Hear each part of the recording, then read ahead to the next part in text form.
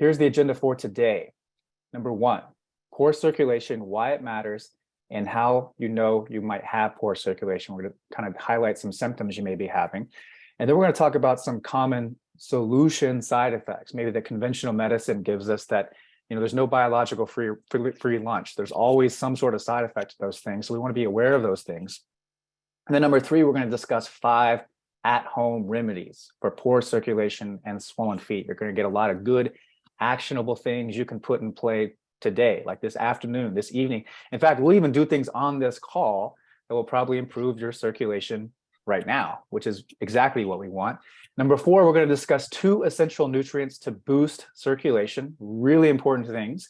And number 5 at the end, again, live Q&A time with me, myself, Rachel, Coach Krista, doing all the good things. So let's go ahead and get started with the heart and talk about the importance of circulation. And also, again, it's February 1st. This is Heart Health Month. And I'm so glad we're starting off this webinar talking about circulation. It's such a big deal. I think most people are familiar with now, heart disease is the leading cause of death in this country, right? It's the leading cause of death in this world. It's progressively getting worse and worse over the past 100 years.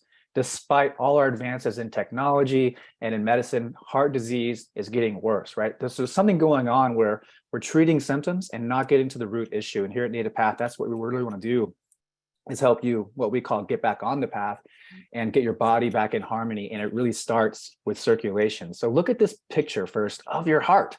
Like, you got a heart just like that. It's this amazing muscle that pumps blood and oxygen all over your body. It's like doing this thing on a beat for you all the time, ever since you were born, and it like asks nothing in return, right? So just take a second to appreciate the magnificence of your heart. And it's hard to believe, but your body holds about 60,000 miles of blood vessels.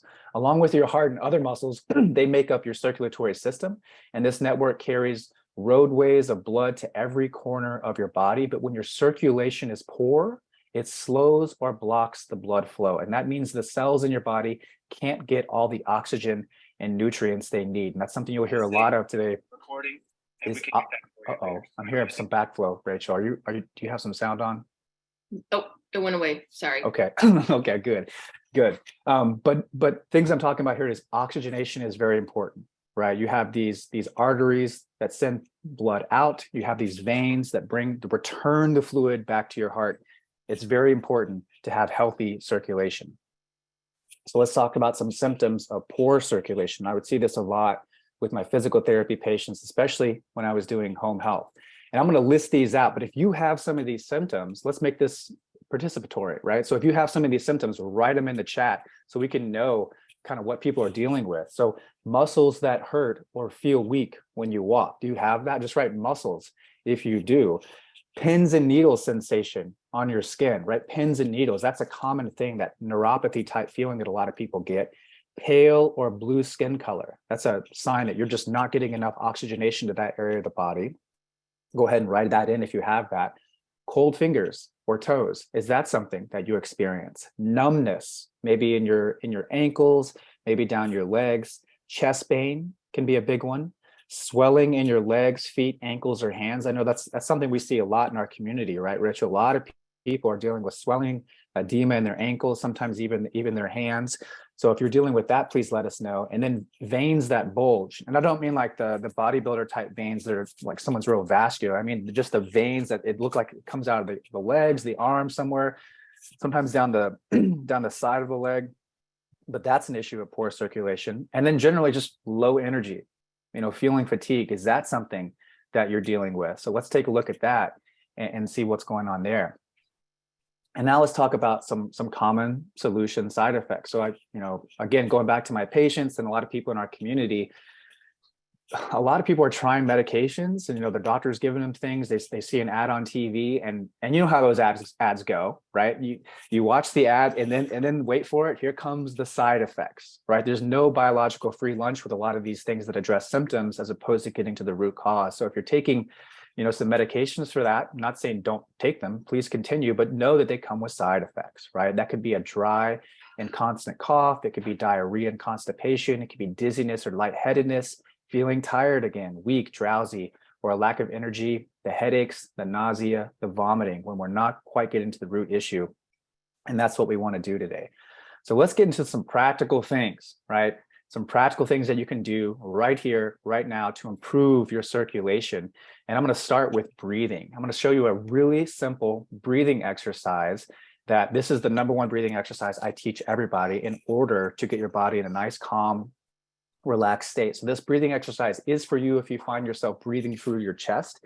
I call them clavicle breathers. If you're someone who you raise your shoulders a lot, you feel like you're really constricted in this area, or if you struggle with high blood pressure, or if you have a high heart rate, or even at rest, it's really a high heart rate, or if you feel overcome with panic or anxiety. So this is going to really help you. So just to tell you a quick story, I had a friend that called me about 6 months ago, and he was really stressed out, and he had blood pressure issues. He took his blood pressure, and it was 190 over 110. Now, for the healthcare practitioners out there, most of us know if you take a patient's blood pressure and it's 190 over 110, that's like call the ambulance kind of level right there. So he was really freaking out about this, and his heart rate was at 120, right? So those are extremely high issues. And not knowing what he should do, he called me, and I had him do this breathing technique. And within minutes, we were able to get his heart rate down to 83 and his blood pressure down to 140 over 83. And later that day, his heart rate leveled out to 72, while his blood pressure decreased to 120 over 82. We didn't change anything about his food. I didn't give him any supplements, didn't take any medication. It's just simple breathing, right? The oxygenation of your cells is incredibly important. And there's an astounding connection between your breath and your blood pressure and your heart rate. And the good thing to know is that you have the power to control your breath and in turn control your blood pressure and your heart rate. You can control these things, right? So let's demonstrate a 4-4 breathing technique. And again, what I mentioned is that most people breathe through their chest in a very shallow way. And I'm going to teach you to breathe through your diaphragm. So let's take that right hand and put it back on your heart. Take your left hand and put it over your belly. And we're not necessarily doing this for any woo-woo reasons. We're doing this for biofeedback.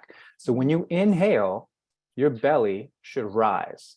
If you're laying on the ground like this man is here, you inhale, your belly should rise. When you exhale, your belly should fall. So again, when you inhale, your hand should move away from your spine. When you exhale, it should move back towards your spine. Your right hand there should not be moving up or down at all. For this exercise, you want to train your chest to be very still, okay? It doesn't rise or it doesn't fall. It's all in the movement of the belly. And when you inhale and when you exhale, I want you to close your throat just a little bit and kind of make this Darth Vader sound. So it sounds like this.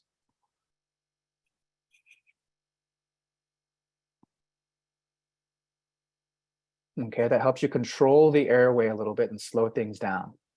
Last thing, I want you to just breathe in and out of your nose. No breathing in and out of your mouth. This calms your body. This activates it in a big way.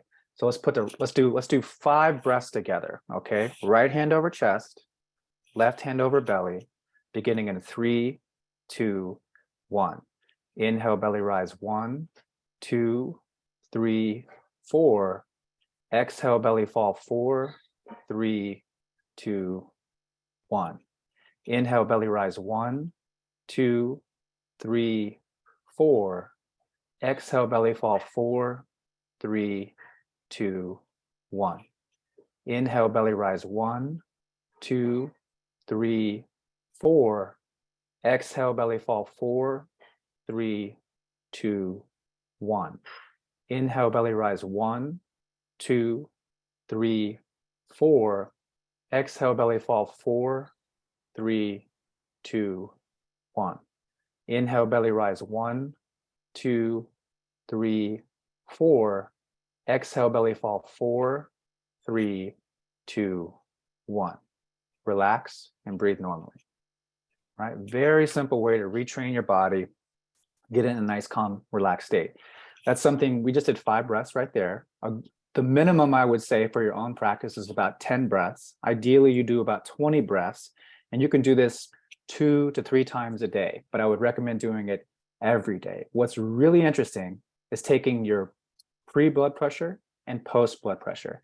to see what's happening there. You will be amazed at the positive impact you can have on your circulation just with that breath alone. So, sound good, Rachel?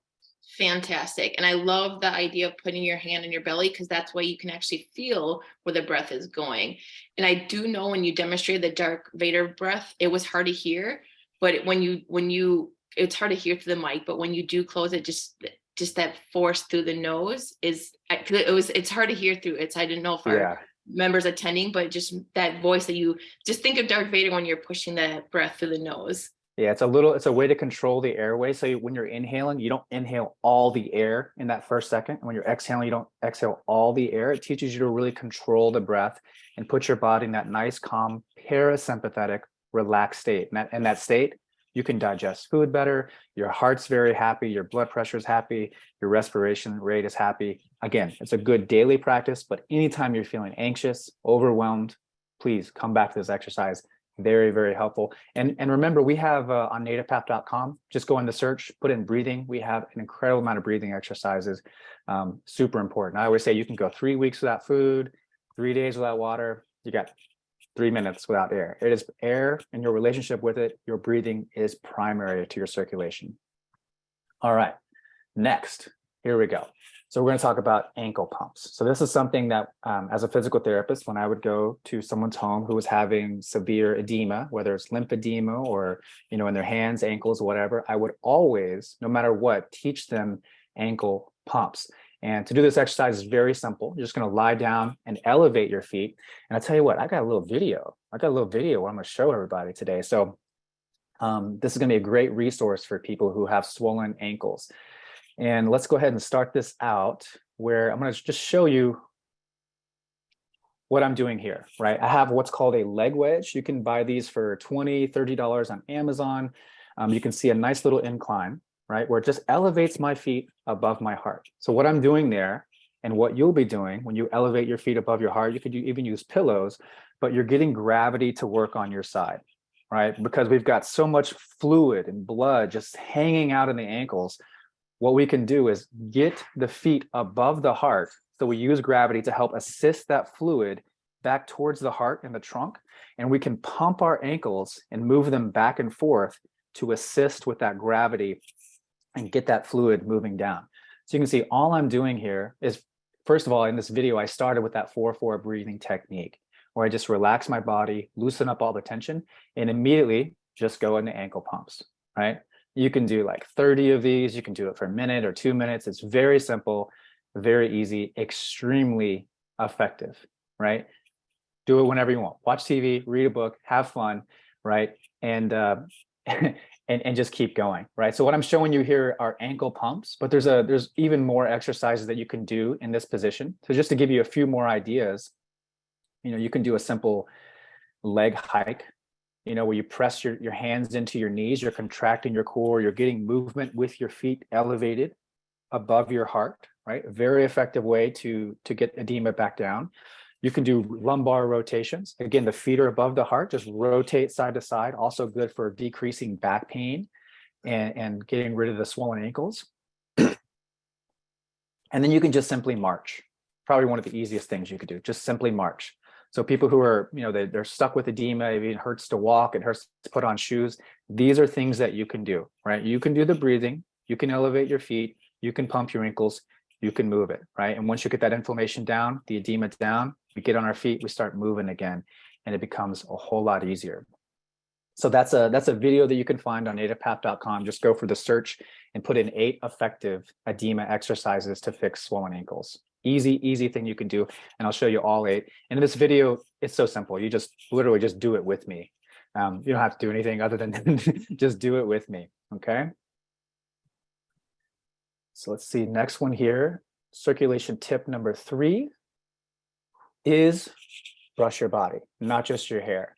So another thing as physical therapists that we do if we have someone who has really bad edema problems is we'll do like a lymphedema type massage, right? You can take your hands or a slight brush and start brushing towards the heart, but back towards the heart. So just like we use gravity on our side to get that fluid to go back towards the heart, you can use an external modality like a brush and then really gently, really easy, on your hands, start brushing back towards your body, right? You can do this also on your hands. It's helpful if you have your feet elevated above your heart, but it's not necessary. So just like this lady's doing here, you could be in a chair and just simply take a brush and stroke back and forth. It's nice to do right before a shower, and it also gets rid of a lot of dry skin, right? So the winter times here, it's a really effective way to decrease circulation. And then my wife's favorite are warm baths, Epsom salt baths. Now, this is a temporary fix, but a bath is a great way to kickstart your circulation. And warm water makes your arteries and veins open up a bit wider, letting more blood through. And I love magnesium salt baths, Epsom salt baths, right? Magnesium deficiency is linked to increased inflammation throughout the body and often causes swelling. And Epsom salts contain magnesium, which can be absorbed through the skin. Taking a bath or soaking your feet in a tub of water with Epsom salts may help decrease inflammation and swelling in ankles by increasing magnesium levels. And I've talked a lot about magnesium deficiency, how it's a big issue in our culture because our topsoil no longer has the amount of magnesium it did 100 years ago, right? Because of monoagriculture, because of pesticides and herbicides, the soil is not as healthy as it used to be. We're not eating foods that are as rich in magnesium. So a magnesium salt bath can be very effective for that. Rachel, do you ever take magnesium salt baths or Epsom salt baths? I do once in a while, and they are so nice in the evening because not only are they great for the skin, but they also help you sleep better too, and they help you relax before bed. So I always find when I do one of these before bed, it makes me sleep really, really well. Yeah, it's great. And I would love to hear from everybody else. If you tried magnesium Epsom salt baths, has that been helpful for you? It's an easy thing to do and very, very effective. Exactly. And Chad, we have a quick question from Francine who wants to know if you don't have a bathtub, how would you have a magnesium or Epsom salt bath? So you could just use it for your feet, right? So if you can just get a little tub for your feet, and you can order those on Amazon, just put like foot tub or something like that. Just put in some warm water and maybe like a cup of magnesium or half a cup, depending on the amount of water in there, and just soak it. That's an easy thing you can do. So yeah, and just hang out in your living room and do that. So very good question. All right, next one is hydration. Just like I'm big on breathing, the next one is hydration, right? Followed closely by protein intake. But hydration is important because every function of your body, but especially for circulation, right? Blood is about half water. So you need to stay hydrated to keep it moving. And my rule of thumb, I always recommend drinking about half your body weight in ounces of water every day. Easy thing to do is just wake up first thing in the morning, drink a big glass of water, put a little sea salt in there or Himalayan salt. You don't want to use processed salt in any way. You can add a little squeeze of lemon. But that first amount of hydration in the beginning of the day is the most important time to get hydration. And then between your meals throughout the day, have as much water as you can. I always just drink three of these a day. And I know I've drinking half my body weight in ounces of water. So find out what that is and then just make it a habit of that. And while we're on the topic of hydration, for your circulation, for things like edema, it also means to stop drinking the things that are harmful, right? So that stop drinking the sodas, stop drinking Diet Cokes, even the things that we think are healthy, like juices, maybe apple juice or orange juice. I would recommend stopping those because of those are really just liquid carbohydrates, right? And that sugar can be very problematic to your hydration. So if you're someone who's dealing with inflammation, if you're someone who's dealing with edema, highly recommend focus more on just getting water, just getting good quality water. You can have some coffee, you can have some tea, but really make the priority the water and ditch the juices. Okay, now let's talk about 2 essential nutrients to boost circulation. We've gone over the 5 things that you can do at home to improve circulation, but let's get into the nutrients in terms of what you put into your body. And we'll discuss the omega-3 fatty acids and catechins, okay?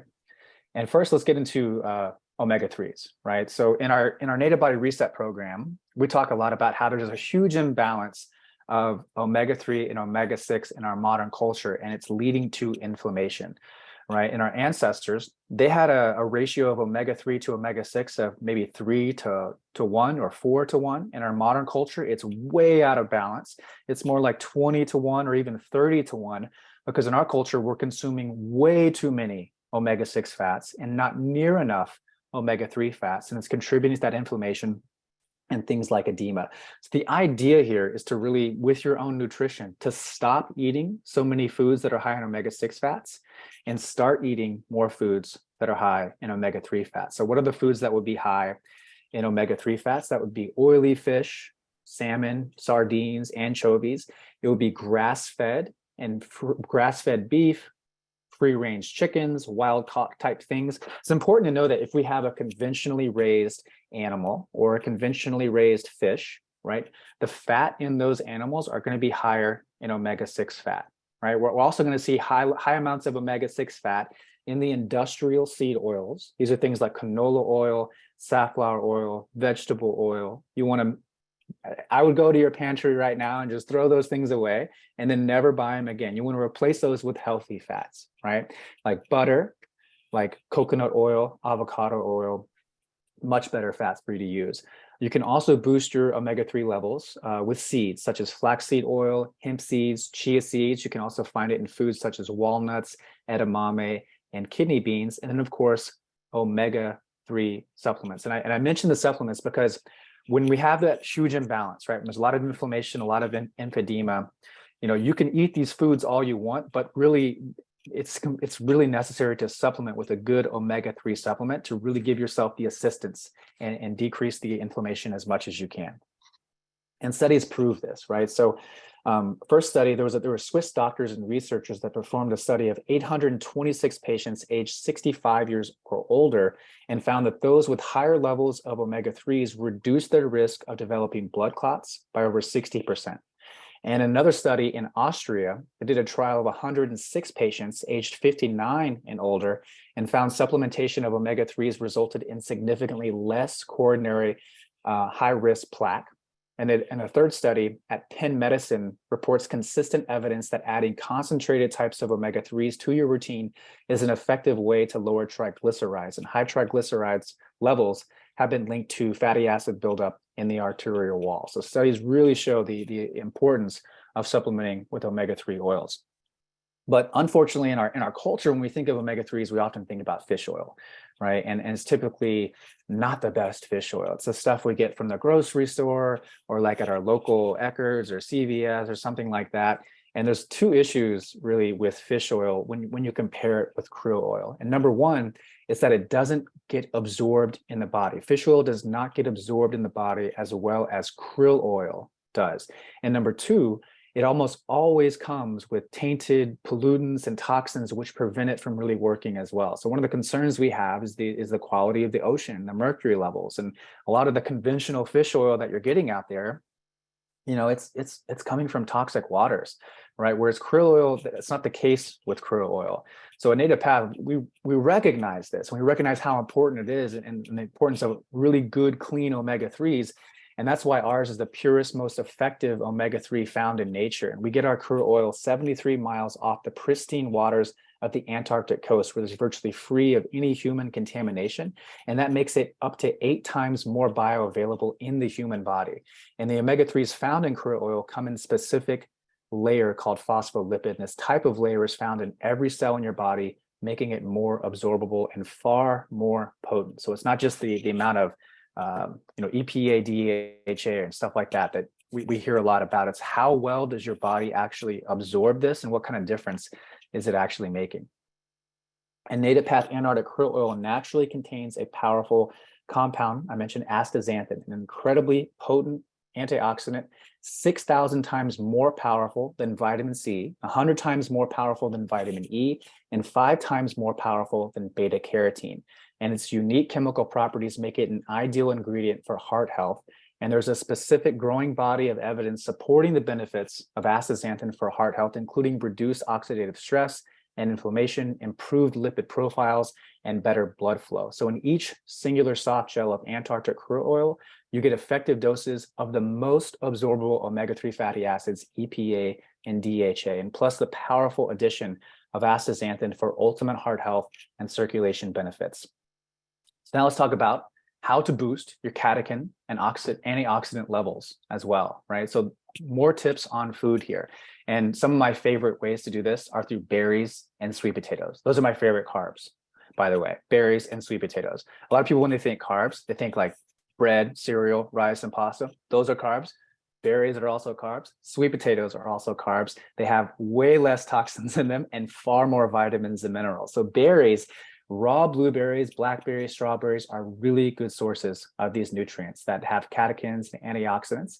Sweet potatoes and purple potatoes are also very beneficial, right? So higher catechin concentrations. Think about the darker the flesh, the more catechins it's going to have. I'm a huge fan of Japanese yams, sweet potatoes. Rachel, have you tried those yet, by the way? They are amazing. So Right. addicting. They're so good. They're amazing. They're amazing. I love them. I love having berries and sweet potatoes in my evening. It's so good. Also helpful are teas. So green tea, black tea, oolong tea. That goes in with hydration. These are other things that you can drink that can help with inflammation and edema. But the ultimate source, hands down, is matcha green tea powder. So what's the distinction between matcha and say regular green tea? So regular green tea has leaves that are sun grown, picked, dried, and tea bagged, but matcha is shade grown, dried, and ground into a very finely powdered matcha. It's a really bright, beautiful looking, it looks like there's a lot of life to it. And making matcha tea catechins, a special class of antioxidants, is 137 times more powerful than green tea. So think about that. It's a really special thing. My wife started talking to me about matcha tea about like 10 years ago, and I just fell in love with it and started really feeling good and started using it in the afternoon just to keep me awake and active. But studies prove that matcha reduces inflammation throughout your circulation system and entire body, and sustained levels of inflammation may irritate your blood vessels. So it can promote the growth of plaques, loosen them in your arteries, and trigger blood clots, which primarily cause heart attacks and strokes. That's the issue that you're going to face with inflammation, right? If you're seeking to protect your heart health, your stress levels play a huge role. And this green powder has something good for you. It's the amino acid L-theanine. Now, coffee has caffeine in it, and so does matcha, but coffee leads to very big energy peaks and then just huge crashes and that jittery feeling, right? So you have to keep drinking it often to really maintain your energy. And so a lot of people, they use like just lots of sugar, they put in really bad dairy, a lot of things that aren't really helpful for the coffee in there. But matcha, on the other hand, releases caffeine very gradually in your body and will give you a very steady, non-jittery energy for up to 6 hours. But it doesn't get you that wired and tired kind of feeling that you get from caffeine. It's also important to know that matcha also contributes to weight loss. And this is important because experts say that a 10 kilogram higher body weight is linked to higher systolic pressure readings and higher diastolic blood pressure readings. So I mentioned earlier about the blood pressure issues. Your weight has a big impact on that. And it's estimated that an obese person has a 12% increase in coronary heart disease and a 24% heightened risk for stroke. So again, matcha can be very, very helpful for you and your weight management, which reduces your risk of heart disease and overall inflammation.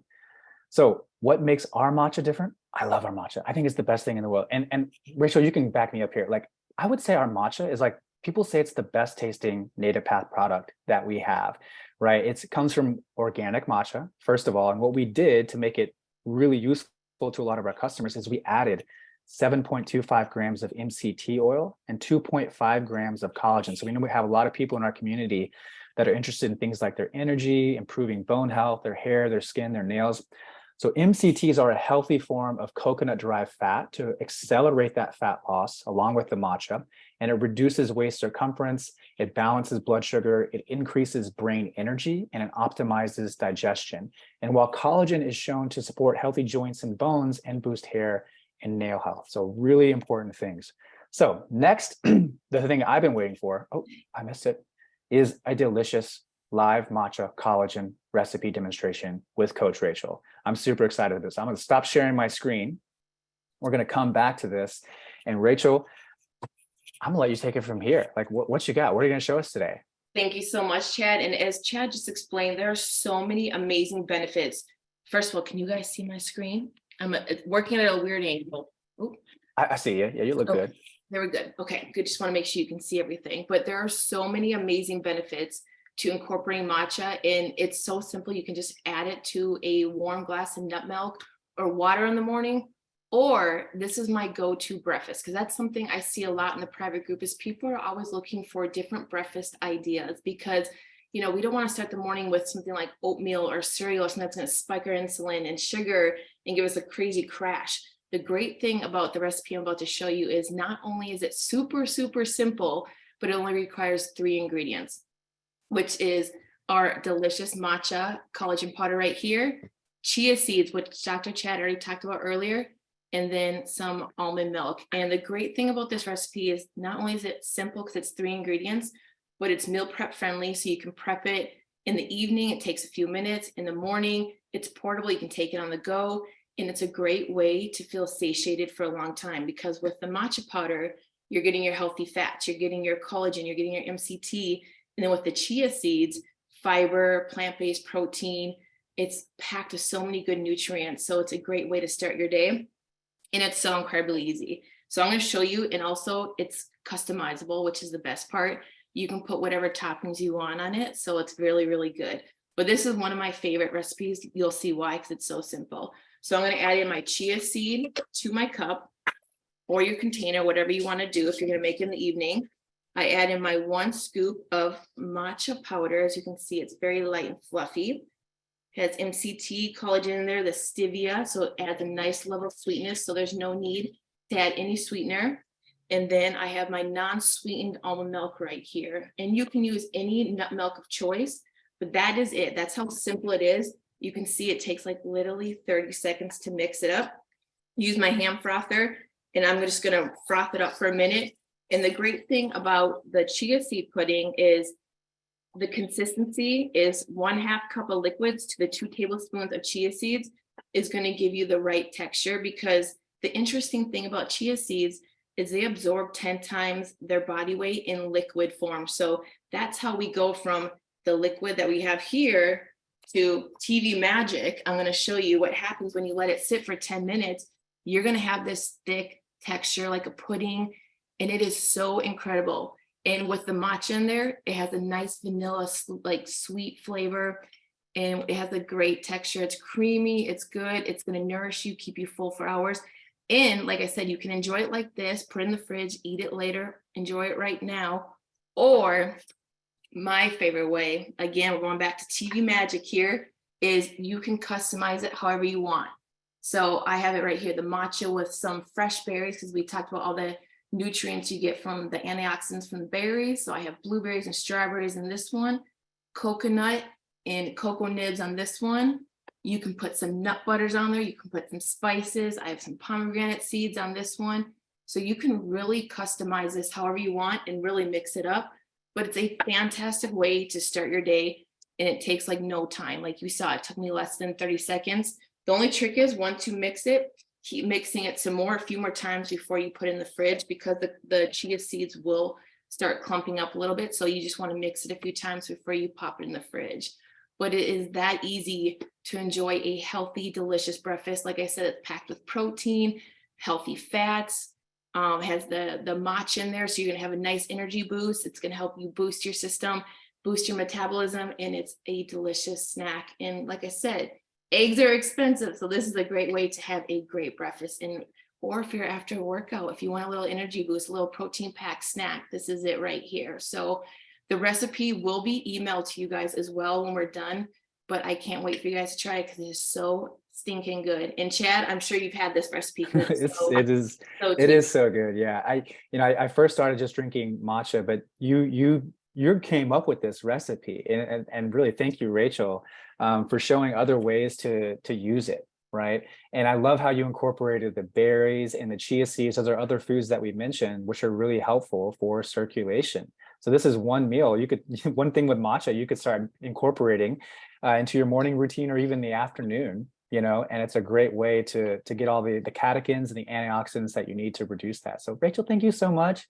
Everybody's so grateful. So really appreciate it. All right. And let's come back to the presentation here. Okay. You see my screen, Rachel? I do. Okay, wonderful. All right. So here's what we're going to do. I'm not a numbers guy, but I wanted to make sure we had a very special offer for you since you've taken the time to be with us live on today's webinar. And that's why our team has crunched the numbers and done something very special. So normally the retail price of these two supplements together would be over $96. But right now you're getting the power of two essential heart health boosters at our lowest price ever, as low as $47 per bundle, plus a free gift, plus free shipping. And here's the bonus gift. Your free limited edition Native Path frother is equipped with the state-of-the-art technology that makes mixing your favorite morning, afternoon, or even evening beverages very simple. And as opposed to just regular batteries, this is USB rechargeable. So you never have to worry about replacing the batteries. And with a simple push of a button, your hot or cold drinks will be whipped up in no time. And your handheld coffee frother also comes with two unique attachments. And one is great for your matcha, coffee, lattes, cappuccinos, hot chocolates, and cold drinks. And the other is really great for scrambling your eggs. Have you used that adapter, Rachel, like for scrambled eggs? It makes it so simple, but really good for whisking, making fresh salads. But we really love this frother. It's a lot of fun to use.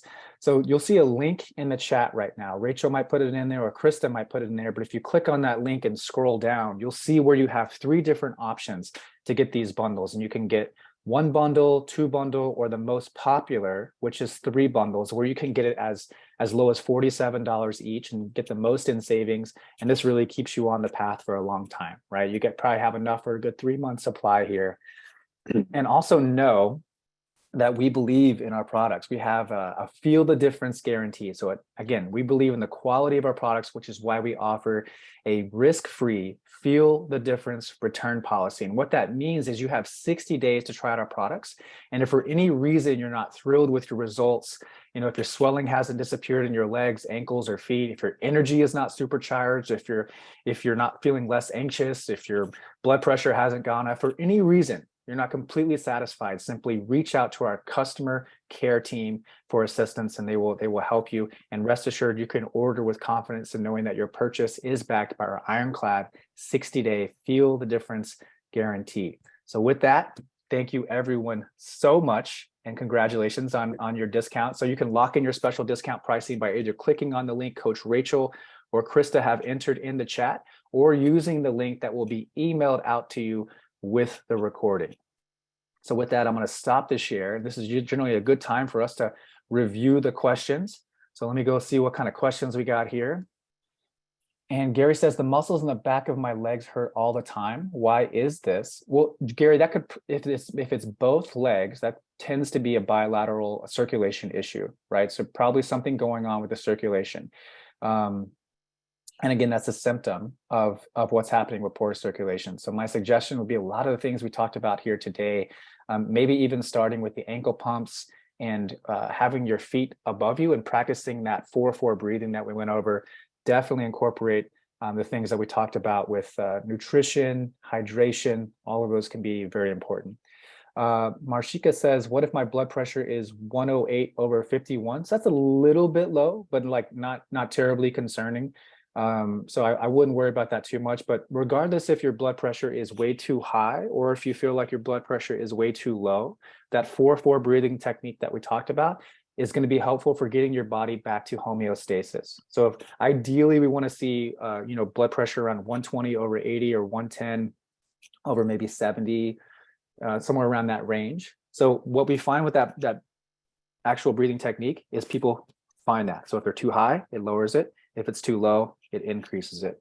So Anna says, quick question. My daughter's experiencing excruciating pain from a back injury. Will this help her manage pain? So in terms of the inflammation, that's part of your daughter's injury. Yes, it would absolutely help it. There's often acute inflammation, and then there's chronic inflammation that can last forever. What I do suggest for your daughter, though, if she's having a back injury, is to do some physical therapy. So some things that she can do is to go on nativepath.com. And if you go to the search and enter in back, you will see a whole list of back exercises and stretches that you can do to decrease her pain. I would suggest doing that. There's a day 1, day 2, day 3, day 5 video. and do one a day until you get up to day 5, and then just do that every day for a couple of weeks. And if that doesn't work, I would definitely suggest going to get a referral to see a good physical therapist in your area. I recommend a McKinsey physical therapist. You can ask for that from your doctor, but that should help. And please, everybody, do your exercises. Donna says, is there such a thing as doing ankle pumps for too long time-wise? I haven't come across that one. Yeah, I don't think so. The only thing I can think of is if your muscles just like fatigue out, if you've just done so many and your ligaments and joints are like, stop. But you would feel a different type of pain than the edema pain.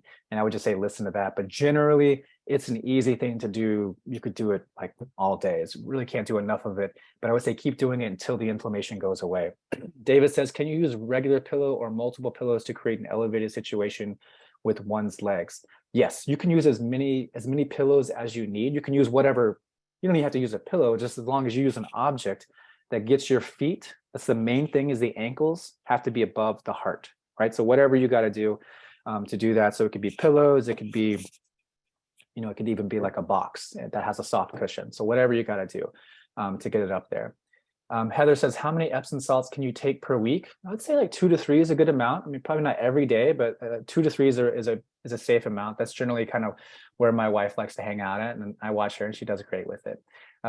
Jane also said, how many Epsom salts in a tub? So I'm not too familiar with the things, but like it'll say it on the package, right? It's usually about a cup or a half cup, depending on the size of your tub. So somewhere around there is where you want to be. Shirley says, is wrapping your feet with ice good to reduce swelling in the feet? So the wrapping is something that would be helpful. You can get some of those ACE bandages and wrap them with your feet.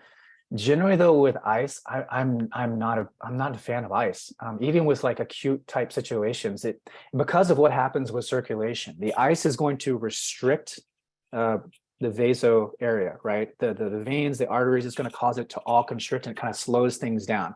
What it will do is numb the pain, right? But that doesn't really keep us in that healing phase that we want to stay in. So I'd say yes to wrapping, but I'm generally not a big fan of icing. Donna says, most Epsom salt baths be done in 90 minutes before bed to avoid night sweats. Yeah, I mean, you might hear that, but my wife takes them like right before bed and does great. So I'd say it's a very individualized thing for you. But if you want to be safe and do it 90 minutes before bed, that's completely okay too.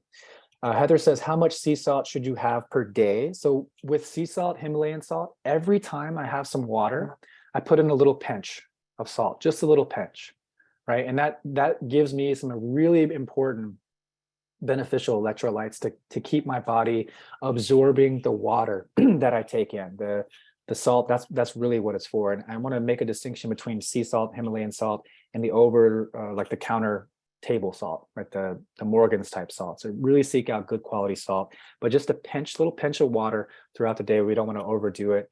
And also a little salt on your food, not overdoing it, is completely fine. My doctor, Addie, says, my doctor recommended that I take 250 milligrams of magnesium. Is that good for the body? If so, what it's supposed to do? Yeah, so that's a good level. Anywhere from 200 to 400 milligrams of magnesium a day is really good for most people. Taking that in the evening is really beneficial. For what it's going to do is reduce inflammation in the body, but it's also going to help your body reduce stress. Magnesium is very beneficial for reducing stress, and that stress is very often correlated to inflammation and poor circulation or heart issues. So that's generally what it does, is calm your body down and put you in a nice relaxed state. I should also mention that in about 2 to 3 months, we're going to have our own magnesium product, ashwagandha. So stay tuned on that. Stacy says, can you explain the reasoning behind adding sea salt to your water in the AM? Yeah, I just explained that, but what the sea salt does is it helps you absorb the water. Just like we talked about absorption with krill oil, a little bit of salt in your water is going to help you absorb the water that you drink and help hydrate you. So very, very beneficial for that. Stacy says, I have issues with tight, sore muscles and knots, and take a magnesium supplement daily, but tend to have issues with low blood pressure too. Maybe the sea salt would help me. Thoughts, other suggestions? So yeah, the sea salt would definitely help you. And I would really encourage you to try the breathing exercises. And if you're not doing like a regular movement routine, and getting good sun exposure. Those are other things that can play a part. So just generally getting some movement in your body is going to be very helpful. So instead of instead of having an exercise routine where you're like, I'm going to go exercise for 30 to 40 minutes at the gym and the rest of the day maybe be still, an easy thing to do is every 45 minutes throughout the day, just go for a little 2-minute walk or 3-minute walk down the street. That's one of the most effective things you can do, and really keep up with the breathing exercises. Caroline says, is ground flaxseed equal to whole seeds? I think it is. Yeah. I'm not sure on that, but Rachel, do you have any insight on that? Is ground flaxseed equal to whole seeds? I'm assuming she's assuming in size here, but I And yeah, I'll say in terms of like, it depends on what you mean. Like, for example, flax seed and chia seeds have different nutrients profiles. So it's not going to be exactly the same. So it depends on what you're comparing it to and what seed. yeah, exactly. Rachel's much better at food than I am.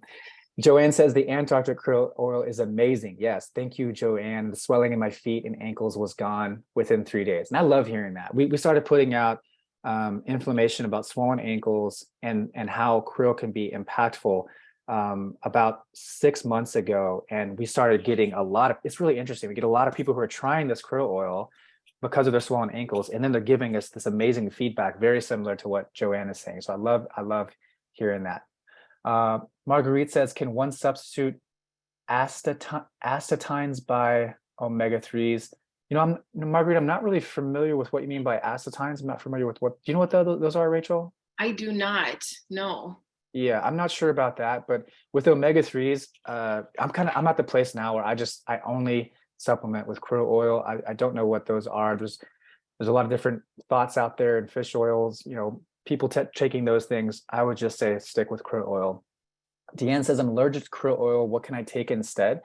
Well, if you have to, then I would take fish oil, right? Then I would try to get the highest quality possible fish oil I can. But even beyond that, I would pay attention to the nutrition things that we talked about, trying to get grass-fed beef, trying to get wild-caught fish, the chia seeds, the berries, all those things can be very beneficial. Teresa says, I take krill oil every night before bed. Is that okay? That's okay. I think another good time, and maybe even a better time to take it, is in the morning. I generally just like taking krill oil in the morning with a little bit of food to help with absorption. That tends to be a better time that I recommend most people take it. But if you like taking it at night, that's completely okay too. Susan says, allergic to shellfish, can't take krill oil. What is a good substitute? Yeah, so basically the same things we talked about there. Fish oil would be the next best, and then making sure that your nutrition is the highest quality you can with good free-range grass-fed type meats. Denise said, you mentioned triglycerides and the reduction in your diet. MCT, does this product help raise my triglycerides? It pretty much keeps it steady. People don't really notice any major changes in triglyceride levels or anything like that with MCT. What's going to raise the triglycerides more than anything else are those really toxic industrial seed oils like canola oil, safflower oil, vegetable oil, not the good fats that we get from things like MCT and butter and coconut oil and avocado oil. Betty says, will I still need to take vitamin C? You can still take vitamin C if you're taking it for any reasons. I think it's completely fine. Vitamin C is one of those supplements. I almost feel like it's foundational, good for most everybody. Also, eating an orange would be helpful. Jane says, but I'm on Eliquis for AFib. I ordered your krill oil and had to return it because it was not recommended for people on. Yeah, so if that's the case, a lot of times that's because of a blood thinner type issues, Jan, and that's totally fine. What I would focus on is doing all the other things. Like matcha can be beneficial for you, the exercises, the breathing, the water, the things we talked about with nutrition. Just do all the things that you can that do work for you. Donna says, are people with Crohn's disease able to drink matcha green tea? Yeah, there's nothing in matcha that's going to irritate the gut and make it worse. People with Crohn's, mainly things you want to do is stop eating any gut irritating foods like grains. Legumes can be a problem. Really clean it up with whole real foods, sticking with good animal-based proteins and things like we mentioned here with berries, sweet potatoes. Those can all be very beneficial. Fabiola says, why does collagen make me get fiber? I'm not sure, Fabiola. That might be something going on with digestion, but that's not something that we see correlated with collagen. So I'm not quite sure there. Diana says, may we use chia seed powder in lieu of actual seeds? Yeah, I think that'd be fine. And Francine says, how much chia seed and almond milk? Rachel, do you remember how much chia seed and almond milk you use in there? Yes, so it's a half a cup of, for my desired consistency, it's a half a cup of almond milk to 2 tablespoons of chia seeds. And really quick, if you use chia seed flour, that'll work too. It's just ground up chia seeds. It's just going to make a different texture. So you won't see the seeds as much. It'll just be more smoother in terms of consistency, but that works as well. And Francine also asked, can I only have once a day? So I'd say one a day is probably good. If you really want more, you can have more, but I would say once a day is probably good. Wouldn't you, Rachel? Yeah, I would. Yeah, once a day is plenty because then you want to get your nutrients from other sources as well. So you want to keep eating other whole real foods as well throughout the day. Cool. And let's see, Clark says, I have many varicose veins and only on the interior side of my legs, none in the front or the back. According to a vein doctor, I saw they originate in my groin and nothing can be done for me. Obviously, this indicates poor circulation, but I have no pain, swelling, or no loss of feeling, no feeling of a loss of circulation, no color change, no coolness, no neuropathy, etc. I've changed my diet and other positive changes. Veins stabilized, but no worsening, no lessening of the veins and more spider veins. Yeah, I can sense that that's probably frustrating for doing all these things, but I would still encourage like the ankle pumps and water, right? Doing those things that you can, trying the magnesium salts if you haven't already. Those can all make a big impact if you haven't done anything so far. You also said you use collagen, native path MCT powder, herbal compounds, matcha tea. So good, just bought the crow oil. Awesome, Clark. Good to hear that. Diane says, do the special offers, oh, kind of went away, contain caffeine? The only one that contains, the matcha contains a smidgen of caffeine. It's not the type of, I think it's like a 20th of the amount of regular coffee, but it has that L-theanine in it, which doesn't give you that like jittery feeling that coffee has. So yeah, no caffeine in those. And Clark also says, any thoughts on what else might help? Or is my vein doctor right? No hope. Well, again, Clark, I would encourage you to do all those things that we talked about here today, especially in the beginning and the nutrition, and just see what happens. But I wouldn't give up hope, and I would just say do the best you can and be okay with where you're at. Just take care of those basic things first. Cookie says I take low dosage formaldehyde and 20 milligrams. Can I take your matcha safely? Yeah, that should not be a problem. Really, matcha's just not contraindicated for anything, so everybody should be pretty good. Anna, you're so welcome. Jenna just says, I'm taking a host of vitamins and supplements as well as collagen, Arctic oil, and MCT. I'm wondering if I may be overdoing the vitamin and supplement intake, as well as spending more than necessary as I do keep a low carb, low sugar, otherwise healthy diet. Well, collagen, I think those three are really simple and not a problem at all. The thing about collagen and Arctic krill oil and MCT, they're so natural. Like what's in collagen? Collagen. It's almost like a food. Same with krill oil, same with MCT oil. It's not like you're taking something with a bunch of other ingredients that the body can't process. Those are very natural supplements. Shouldn't have a problem. No concern with ODing on those things. Carolyn says, I suffer with Charlie horse in my legs at night that interrupt my sleep. Any specific recommendations for this problem? So Caroline, the salt in the water would be very helpful for you. Remember, just a pinch. And the other thing that would be helpful for you is magnesium. Trying to take 200 to 400 milligrams of magnesium about 90 minutes before bed should be very, very helpful for you. And then the ankle pumps. Just try that and see if you can get some circulation improved. Because a lot of times the Charlie horse cramps, it comes back to circulation as well. So try those things and please keep us updated on how you're doing. And Marisha says, can I take your flavored collagen if I'm diabetic? Shouldn't be a problem. The flavored collagen, it's just slightly sweetened with monk fruit and stevia. So it's not anything that's going to spike your blood pressure in any way. As a diabetic, I highly encourage you, again, to stick with good quality proteins, good quality fats, avoid the liquid carbohydrates, avoid the grains, avoid the pastas and the breads and all those things. Whole food. Maria says, how will matcha affect blood pressure? So the matcha doesn't raise blood pressure, doesn't necessarily lower the blood pressure in any way, so really neutral there. Valerie says, I sent something on the chat that my right hand mostly, but actually I have both been falling asleep the past 2 months, seen the chiropractor a couple of times. What else can I do?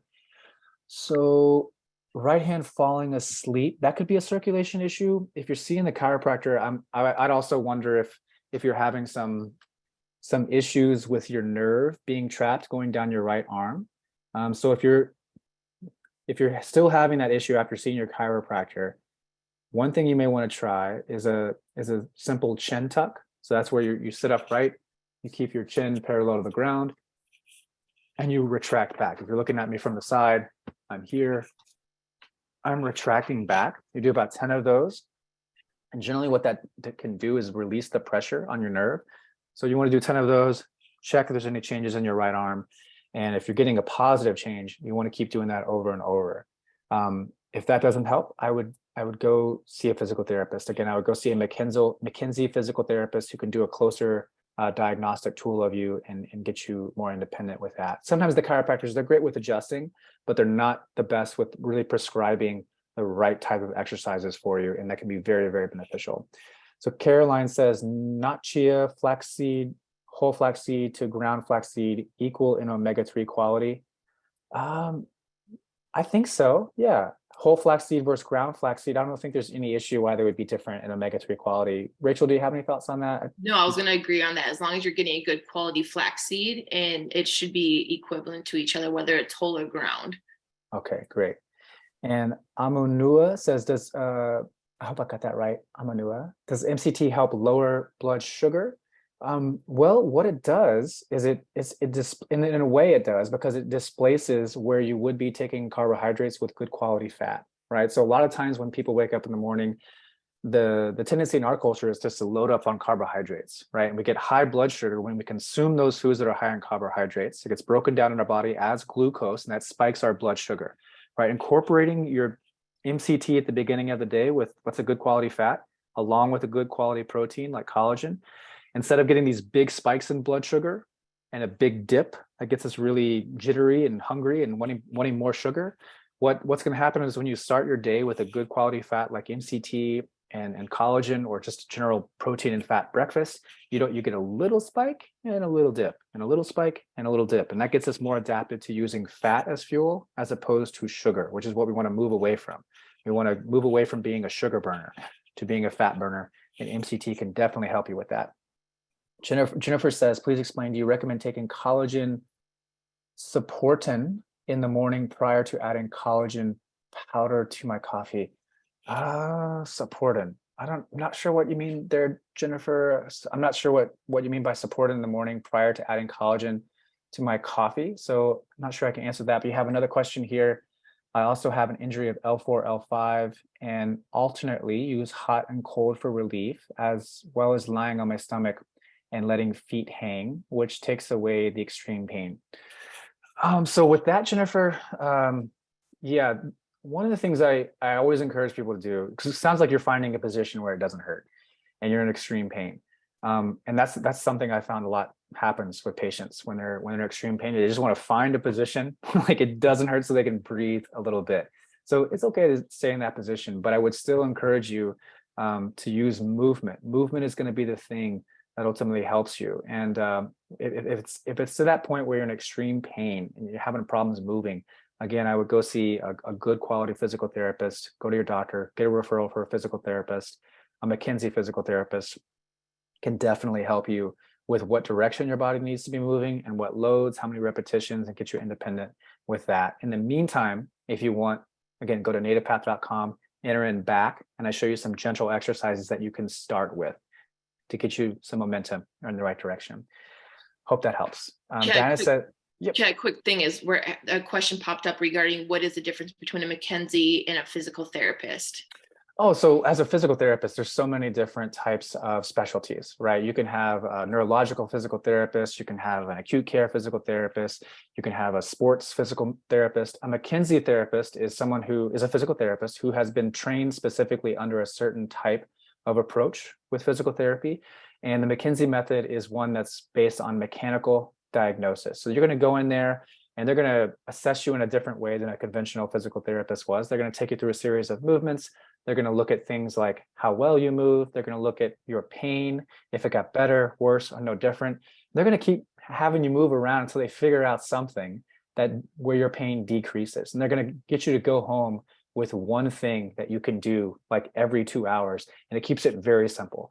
But that's the way I'm trained as a physical therapist. So, I spent many years treating the back and the neck, and I definitely am confident that's the most effective way to get people out of pain through therapeutic exercises. So if you, what's great is if you go to nativepath.com and enter in the search any area of your body that hurts. So if you're like, my knee hurts, or my neck hurts, or my shoulder hurts, just go there, and I'm going to show you a series of exercises that I learned through that method. But it's very, very effective. Anonymous says, how can I get rid of my double chin? What's so funny is I once saw an info commercial with like this little device that was like a spring, like people just did neck chin like this, and it was supposed to get rid of double chin, and that's not how to do it. I mean, generally the double chin, it comes down to body composition and reducing refined carbohydrates in your diet, eating more quality-based protein. And I'm a big fan of animal-based protein, and quality of foods, but not drinking any liquid carbohydrates, moving your body, like I mentioned, morning walks, evening walks, every 45 seconds, just do a little 2-minute walk. But that comes down to nutrition. If you need help with that, what I would recommend is emailing our customer care center. So cs@nativepath.com, and just say, I would like access to the Native Body Reset. And someone from our customer care center will give you a link to the Native Body Reset. And there you're going to see a list of guides, what fats to eat, what carbohydrates to eat. And it makes it very simple. We have meal plans for you, but that's the best way to do that. Hope that's helpful. Jen says, can I take matcha if I have acid reflux? It shouldn't be a problem. Shouldn't be a problem with matcha. There's nothing in there that's going to make the acid reflux worse. Like coffee can be highly problematic, but not the issue with matcha. Mary says, I've been taking your krill for a couple months, and I think it has greatly reduced swelling in my ankles and feet. However, I now get terrible leg cramps, ankles, feet, calves, and sometimes even my thigh. Yeah, Mary, as I mentioned earlier, when I hear the leg cramp type things, and first off, it's great that the swelling's gone, but now we got this next thing. I immediately think not enough electrolytes and not enough magnesium, right? Which is an electrolyte. So that's where I would put my focus, right? 200 to 400 milligrams of magnesium before bed should help out quite a bit. And then just a pinch of good quality salt in your water throughout the day should help quite a bit. And also just drinking water. Remember, we talked about that benchmark of half your body weight in ounces of water every day. So I'm on 195 pounds. I try to drink right around 97 grams of water every day. Hydration is such a big deal. Catherine says, I experience severe heart palpitations with every meal. Any suggestions? So with the heart palpitations at every meal, first of all, Catherine, it's hard for me to say what's going on without like knowing what you're eating. So I would say the same thing with you is do a little assessment of the foods you're eating and see if that's contributing to anything. It makes me also think that your body's just getting a little stressed too much on just eating in general. So digestion might be an issue. Maybe taking some hydrochloric acid would be a good thing. But generally when you're eating, one thing you may want to try is chewing your food it's going to sound weird, but chewing it until it's soup. Like just chew until you're breaking down your food so much that it's not putting so much stress on the rest of your digestive system to break down that food. So if you're eating like chicken or something like that, chew it 20 to 30 times, get the saliva working, get the natural hydrochloric acid and digestive enzymes in your body working for you, and then swallow, right? And the other thing with the meal is try not to drink water with your meals. Make sure you're doing all you can with the natural enzymes in your throat. Donna says, interested in hearing your thoughts on vibration plates as well. I think they're great. Yeah, the only issue is they can be very expensive, like for people to get home units. But the vibration plates are good for low impact. There's almost no impact at all. And it's good for just getting you to stabilize your muscles and your balance and things like that. So I think they're great. It's just a high barrier to entry. So before someone goes out and buys a really expensive vibration plate, I would just say, let's start with walking. That's maybe even more beneficial. So Mary says, I take magnesium 4 times a day, drink water all day long, eat mostly low carb, and take other supplements. That's good. That's good. I mean, I don't know about magnesium 4 times a day. It's hard to say how much you're taking each time you take it, but I'm not sure what the intention is there, but that's good. It sounds like you're doing the right things, Mary. Caroline says, is alkaline water or reverse osmosis water better than bottled water we buy? Generally, yes. The thing about bottled water, I'm not a big fan of bottled water. And I'll tell you why. Like that plastic can be very problematic because you got to think that plastic, it's being exposed to some temperature changes, right? And that plastic will leach a lot of toxins into the water.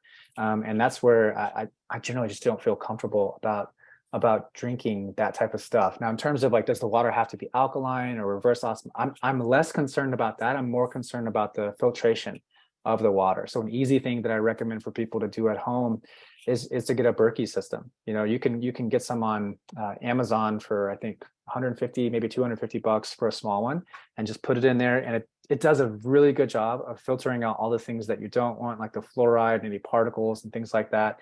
I would prioritize that over thinking that you need alkaline water or reverse osmosis water. So that's my thought. Mary says, if I overeat in the evening, I don't get cramps. If I eat normal, I get cramps. Yeah, I would probably take a look at like what you're eating. If what you're eating is contributing to that, that's interesting. Yeah, most people do better if they eat while the sun's still up and they're doing proper hydration throughout the day, have some magnesium, have some salt. That typically does it. Hard for me to say like what's going on there, Mary. Okay, let's see. Roseanne says, I have a swollen left leg. Been quite a long time. My chiro sent me to an ortho and I have a bad knee and sent me to a vein doctor. All okay. Now saying it's arthritis in my knee. I don't think so. Your thoughts? Yeah, it's tough to say. I mean, if you're still having swelling in your left leg, you're saying you're at a bad knee. Yes, it's tough for me to say. That's one of those things. It's just so limited information, and we're kind of limited on the Zoom in terms of what we can do. It's one of those things where I have to see you in person and take you through some movements. Regardless, for the swollen left leg, I would encourage you to elevate that leg, do some ankle pumps, see if you can change that in some way. What is that water system? Please spell it out. So Berkey is Berkee, I think. Just look up Berkey water filtration system on Amazon, and you can find a lot of really good things there. Really, really simple. Yeah. So Mary, I hope I spelled that right. B-E-R. Rachel, can you look that up for me? It's Berkey. Berkey. Yeah. Correct. So we have like one of those big units that it has like 5 different filters in there. Easiest thing to do, easiest recommendation I can give to people to as opposed to doing a whole house filtration system. That's another thing that people do, but that'll cost like $5,000. Whereas the Berkey, you can take it anywhere. If the power goes out, you know, things like that, you can still be good. So okay, well, I think we're getting close here. So thank you all so much for all your questions. If there's any more questions, Krista will give those to me, or if you want to email the Customer Experience Center, we will get you answers as soon as we can. But thank you all so much for attending. Again, don't forget the special discount that we're doing today on the matcha and the krill. We put it in the chat, but we'll also be emailing you those. Really great. I'm excited for you to try that matcha recipe that Rachel put out. And again, thank you all for your feedback. We love the feedback and the ideas. Really, this is all about you guys. We want to give you the best content we can and help you. So thank you all so much, and have a wonderful day. Stay warm if you're in Texas or anywhere else that's cold, and we'll talk to you very soon. Thank you. Bye.